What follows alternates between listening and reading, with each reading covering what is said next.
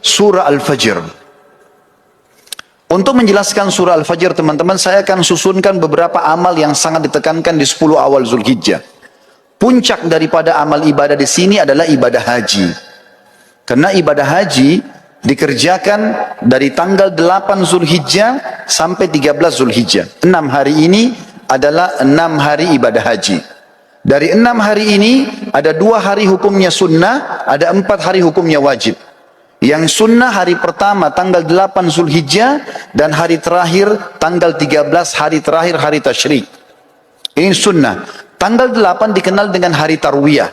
Makna tarwiyah dalam bahasa Arab adalah orang membawa air lalu menyiramnya di padang pasir sehingga padang pasir itu dari panas menjadi dingin. Itu bahasa Arabnya tarwiyah. Dinamakan tarwiyah karena di lokasi Mina pada saat jemaah haji masuk tanggal 8 Zulhijjah, di zaman dulu itu kering sekali.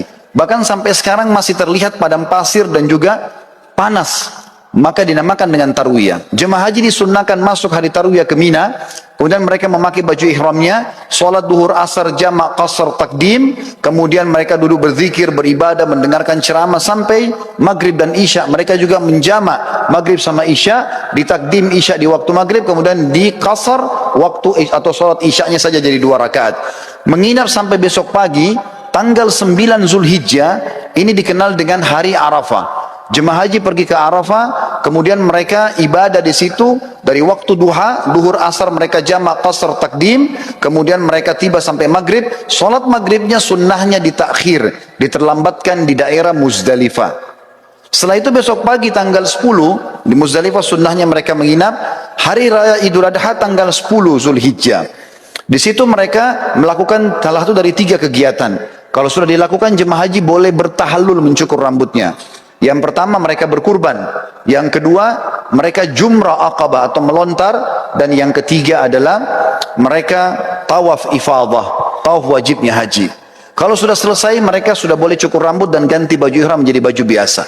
Setelah itu mulai tanggal 10 dikenal dengan hari Adha, hari Nahar, ya. Itu kemudian mereka nginap di Mina sampai tanggal 12. Kalau mau nafar awal, yang pertama meninggalkan dulu, ya, bisa keluar dari Mina setelah itu menyelesaikan haji, atau kalau yang mau nafar thani tetap tinggal sampai tanggal 13-nya. Di sini mereka jumrah kecil, sedang, besar, atau jumrah sugra, wusta dan kubra. Setelah itu baru selesai hajinya. Ini ringkasan ibadah haji. Dan teman-teman sudah tidak asing dengan keutamaan haji. Yang sangat mulia adalah hadis Nabi SAW, siapa yang haji tidak rafath. Tidak rafath itu tidak mengucapkan kalimat syahwat kepada selain pasangan halalnya. Cinta, rindu, sayang kepada selain pasangan istri atau selain suami. Siapa yang haji tidak rafath, tidak fusuk, berbuat kejahatan. Masuk dalam fusuk juga adalah memeluk, salaman, ciuman dengan selain mahramnya. Kemudian tidak jidal, berdebat-debat dan bertengkar di musim haji, maka dia akan pulang seperti baru dilahirkan oleh ibunya. Juga sabda Nabi SAW dalam hadis Bukhari Muslim, dua-duanya hadis sahih.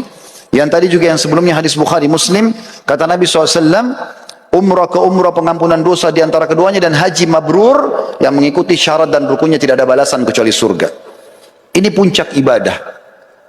Ibadah yang kedua, saudaraku seiman, adalah bagaimana seseorang berpuasa selama 9 hari dan sholat malam selama 9 malam itu.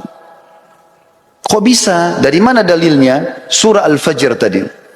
Allah berfirman, saya ulangi kembali ayatnya, A'udzubillahi minasyaitonirrajim wal fajr. Demi waktu subuh. Saya tafsirkan sekarang. Waw ini teman-teman dikenal dengan waw kasam dalam Al-Quran atau dalam bahasa Arab. Seperti kalau kita mengatakan wallahi, demi Allah. Allah kalau bersumpah dalam Al-Quran dengan menggunakan waw ini, berarti yang datang setelahnya informasi penting yang harus diperhatikan. Mirip dengan firman Allah yang lain, wal asr, demi waktu. Maka di sini juga Allah mengatakan wal fajr. Fajr teman-teman, kalau tidak pakai alif lam dalam bahasa Arab, maka terjemahannya waktu subuh. Tetapi dalam bahasa Arab ada lagi sebuah retorika yang, atau dalam grammar bahasa Arab namanya alif lam mu'arraf. Alif lam memperkenalkan sesuatu. Misal begini, kalau saya sedang janjian dengan seseorang di masjid ini misalnya, saya mengatakan, ayo kita janjian ketemu di masjid Az-Zikra.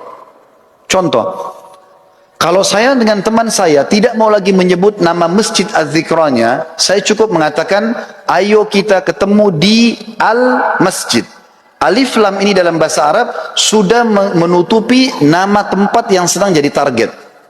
Contoh yang lain, orang Arab kalau mengatakan rajulun, seorang laki-laki, belum jelas siapa dia, maka mesti dijelaskan nama dia siapa baru bisa lengkap dalam retorika bahasa Arab. Tapi kalau saya sama teman saya sudah tahu siapa yang kami maksudkan laki-laki siapa, cukup kami mengatakan, ayo kita ketemu dengan ar-rajul pakai alif lam. Allah di sini teman-teman menggunakan alif lam ini, wa al-fajr. Kalau Allah bilang wa fajr, demi subuh, maka subuhnya terbuka sepanjang tahun. Tapi ternyata ada yang Allah inginkan di sini. Wa al-fajr, berarti demi subuh tertentu yang Allah inginkan, kejarlah itu. Dan umumnya ulama tafsir mengatakan ini adalah subuh hari raya Idul Adha. Dan dari sini ulama tafsir hampir seluruhnya sepakat mengatakan Idul Adha lebih afdal daripada Idul Fitri. Setelah sholat Idul Fitri, tidak ada ibadah khusus yang diperintahkan. Kalau ada orang mau silaturahim, orang mau ketemu sama temannya, mau ziarah, apa saja, mau lakukan kegiatan-kegiatan positif, boleh saja. Tapi setelah sholat Idul Adha, ada ibadah khusus. Allah katakan dalam ayat lain, A'udzubillahi minasyaitonir rajim, fasalli li rabbika wanhar. Salatlah hai Muhammad Idul Adha itu, dan berkurbanlah setelahnya. Maka Idul Adha adalah lebih afdal daripada Idul Fitri, walaupun kita kadang-kadang lebih merapengan Idul Fitri di negara kita. Tapi ini makna tafsir Al-Fajr. Lalu Allah bilang di ayat kedua, walayalin ashr. Waw ini saudaraku seiman, dalam bahasa Arab dikenal dengan waw ataf, penyambung hukum ayat sebelumnya.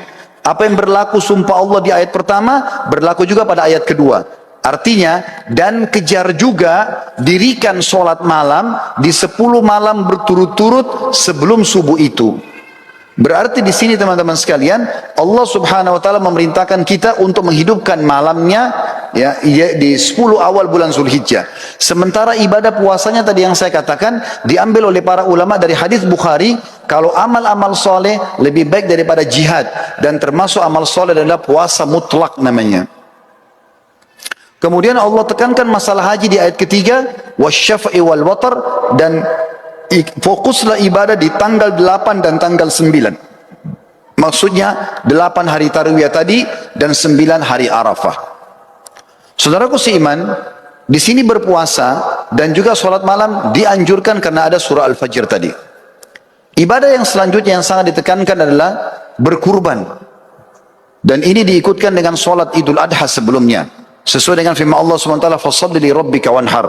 Salatlah hai Muhammad Idul Adha dan berkurbanlah setelahnya. Lalu setelah itu masuklah ibadah-ibadah umumnya yang diperintahkan di dalam agama kita yang kita bisa kerjakan. Tapi yang kita ingin simpulkan teman-teman sekalian, setiap amal yang kita kerjakan dari awal Zulhijjah sampai akhir atau sampai 10 Zulhijjah itu akan mengalahkan pahala jihad. Oleh karena itu jangan disia-siakan. Perbanyaklah amal soleh, dirikan sholat malamnya, puasalah siang harinya, lalu persiapkanlah hewan-hewan kurban yang terbaik akan kita kurbankan nantinya. Para sahabat ridwanullahi alaihim, mereka berkurban dengan cara membeli domba-domba mereka 6 bulan sebelum Idul Adha, lalu mereka sengaja menggemukkan kurban tersebut, lalu kemudian mereka menyembelihnya di Idul Adha karena diberikan untuk Allah Subhanahu wa taala. Berhubungan juga dengan masalah ini, sebelum saya menutup khutbah ini, perlu ditekankan tentang masalah Idul Adha. Selain sholatnya yang sudah masyhur 2 rakaat yang kita kerjakan dengan khutbahnya, tapi kurbannya yang perlu digarisbawahi. Kurban ini teman-teman terdiri dari 3 jenis hewan yang sudah masyhur, kambing sama domba umurnya setahun minimal, kemudian sapi kurang lebih 2 tahun, dan unta minimal 5 tahun. Tapi dari 3 jenis hewan ini, yang paling ditekankan adalah domba dan kambing. Sering kali saya dengar dari panitia masjid, kalau ada orang-orang kita yang akan menerima daging kurban, mereka kalau melihat vouchernya tertulis daging kambing, mereka tidak mau mengambilnya. Bahkan banyak masjid mungkin tidak melaksanakan kambing ini. Padahal sebenarnya kalau kita mau lihat afdaliyahnya, maka terletak pada domba dan kambing. Dalilnya adalah, yang pertama, Nabi Ismail alaihissalam pada saat tidak jadi disembelih oleh Ibrahim, kira-kira diganti apa oleh Allah? Jawabannya jelas, diganti dengan domba. Allah sebutkan dalam Al-Quran. Kemudian yang kedua, hadis Bukhari menjelaskan, baginda Nabi SAW beliau berkurban dengan 65 ekor domba. Atas nama beliau sendiri, beliau menyembelih 15 ekor dengan tangannya yang mulia, kemudian 4 atau 50 ekor dilanjutkan oleh Ali bin Abi Thalib radhiyallahu anhu. Berarti memang domba ini adalah hewan yang sangat dianjurkan. Dan termasuk sunnah Nabi SAW selain menyembelihnya, juga memakan sebagian dagingnya. Beliau pada saat selesai berkurban, beliau mengatakan, idrib li sahma, kosongkan atau lowongkan untukku sebagian daging tersebut. Maka Nabi SAW pun mengkonsumsi itu. Dan kambing ini teman-teman sekalian, sebagai penutup dalam khutbah kita, adalah hewan yang kalau dimakan dengan diniatkan ini adalah perintah agama, bisa mendapatkan pahala. Yang pertama, dalilnya adalah hadis Bukhari menjelaskan Nabi SAW sangat gemar memakan paha kambing. Jadi kalau ada persepsi mengatakan kambing itu adalah hewan atau makanan orang Arab, ini keliru. Tapi dia adalah makanan umat Islam. Karena memang Nabi SAW sangat gemar dengan paha kambing. Yang kedua, berhubungan dengan dalil ini adalah akikah. Kita tahu setiap muslim kalau punya anak laki-laki, sembelih 2 ekor kambing. Kalau anak perempuan, 1 ekor kambing. Ini berlaku baik itu muslim Arab, baik itu muslim bule, baik itu muslim dari Afrika, baik muslim dari Asia Tenggara atau orang Melayu. Sama saja, anak laki-laki 2 ekor kambing, anak perempuan 1 ekor kambing. Dan sunnahnya, dalam hadis Bukhari Muslim juga dijelaskan, waktu Hasan dan Husain radhiyallahu anhum lahir, baginda Nabi SAW memerintahkan agar Ali bin Abi Thalib radhiyallahu anhu menyembelih domba untuk Hasan, kemudian berkata, hai Ali, bagikanlah dagingnya kepada kaum muslimin, tetangga-tetanggamu, dan ambillah sebagian untuk dimakan. Sunnahnya membagi sampai 1/3. Berarti di sini teman-teman, kambing itu domba dianjurkan untuk dimakan, karena dalam akikah tidak bisa diganti dengan hewan lain.